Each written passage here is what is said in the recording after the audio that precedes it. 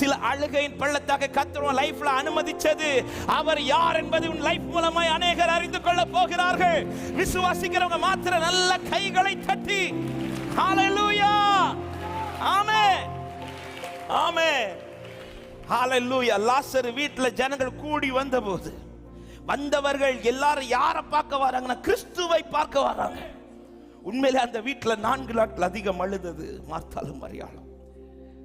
பிரச்சனையை சந்திச்சது லாசர். ஆனால் வீட்டுக்கு இப்ப எல்லாரும் யாரை பார்க்க வராங்கன்னா கிறிஸ்துவை பார்க்க வராங்க. சில பாதையை தாண்டி என் லைஃப் மூலமா ஆண்டவர் மகிமைப்பட போறார் நம்புறவங்க மாத்திரம் நல்ல வலது கரத்தை உயர்த்தி சத்தமாய் ஆமென் என்று சொல்லுங்க பார்க்கலாம். அவர்கள் படவிலிருந்து இறங்கின உடனே, அதை நான் இப்படி சொல்றேன், அந்த பாதையின் முடிவுல ஜனங்கள் வந்து அவரை அறிந்து கொள்ளுகிறார்கள்.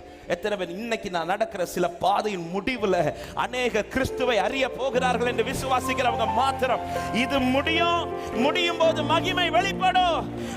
உன்னில் வெளிப்படுகிற மகிமையை கண்டு அநேகர் அவரை அறிந்து கொள்ள போகிறார்கள்.